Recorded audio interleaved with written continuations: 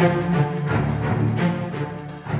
you for joining me today. It's Brian Gubernick, and welcome to the No Days Off podcast, where we believe that every single day brings a new opportunity to get better.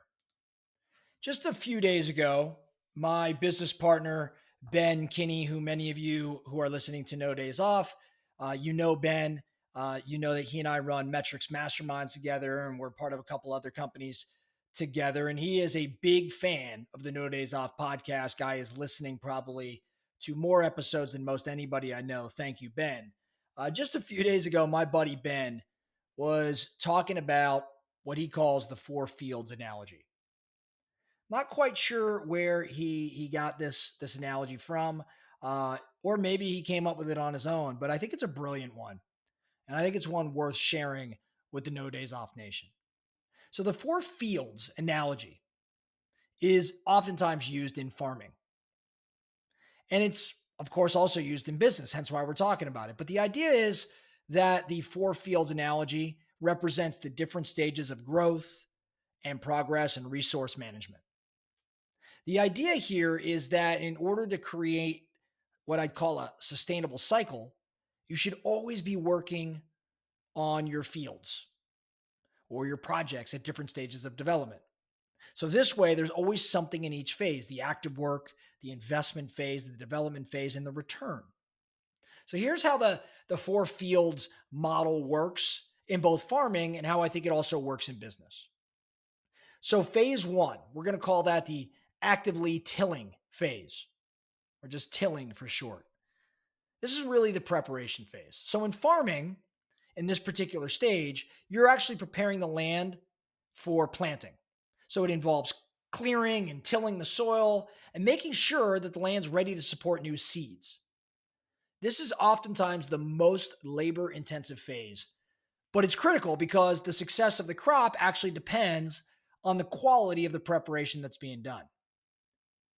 Now, in business, a business example, if I'm going to use business context here, this is when you're laying the groundwork for a new project or a new initiative. It could be the R&D, the research and development. It could be building out a new system. It could just simply be creating a strategic plan. It's about putting in the necessary foundational work before launching. This is the preparation phase. So phase one, actively tilling. Phase two, this is seeding, or in a business sense, we call it the investment phase. So in farming, seeding, this is when the actual seeds are planted in the field that was prepared, that was tilled. This is not as labor intensive as tilling, but it's a crucial phase where you plant the potential for future growth. The results are not immediately visible. As anybody who's planted anything knows, you're dropping seeds, you do not see immediate results.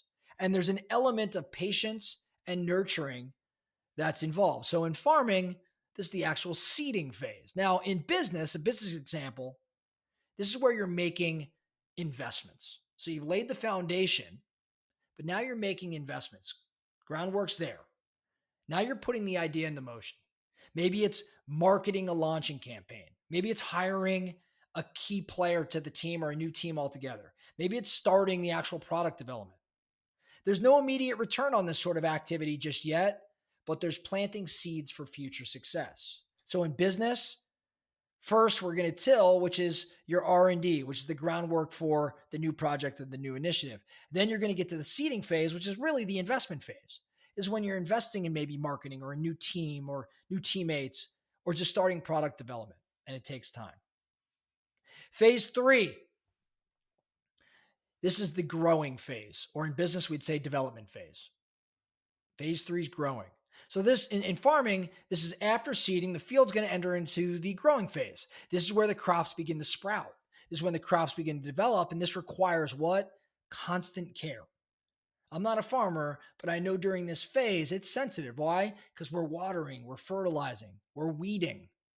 The idea here is to ensure that the crops thrive. And while the crops are growing, you're not harvesting them yet, but you're just seeing the progress. This requires some patience as well, but it requires you to protect all of the efforts that have been put in thus far. In business, this is the phase where you're nurturing your projects that are in development.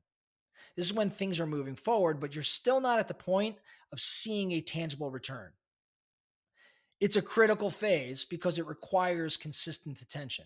It requires you to monitor progress, and it requires to potentially adjust strategies if that's necessary. Now, the last phase, this is harvesting phase of the four fields. This is the harvesting field, right? And in business, this would be kind of the return phase. So farming, this is when the crops are fully grown and it's time to reap the rewards of all of this hard work. The field is yielding the produce. Now you can gather the harvest for sale or for its use. So it's the culmination of the preparation, the tilling.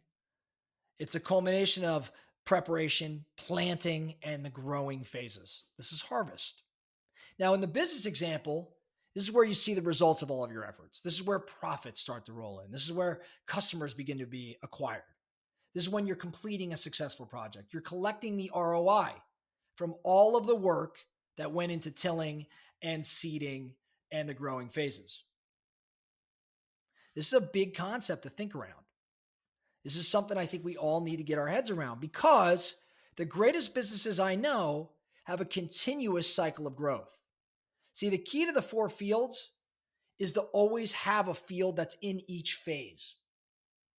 If you're only harvesting, for example, you're going to eventually run out of crops.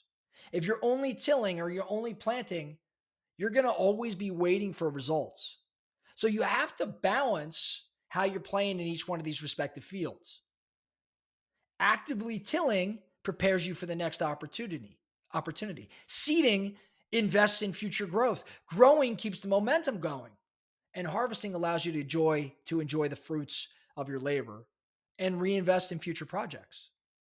So in business or in life, I think we can apply this model because it helps us create what I would say is a sustainable flow of work where you're always planting new seeds for the future while nurturing and harvesting past efforts.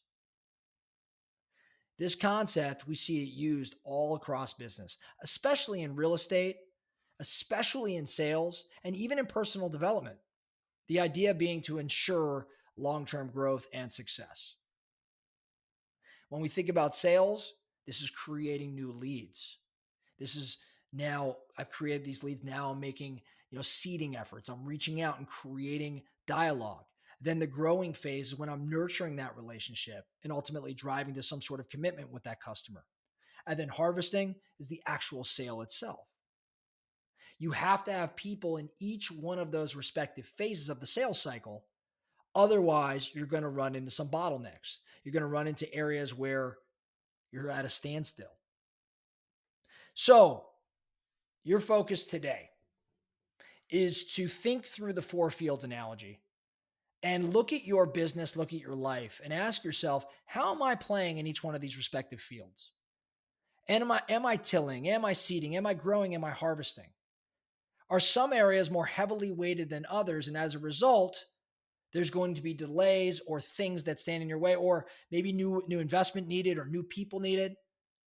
As you apply this concept, where are you seeing the opportunities and what are you going to do about it? That's all I have for you today. The No Days Off podcast. Thank you so much for listening. And remember, every single day brings a new opportunity to get better. So let's get after it.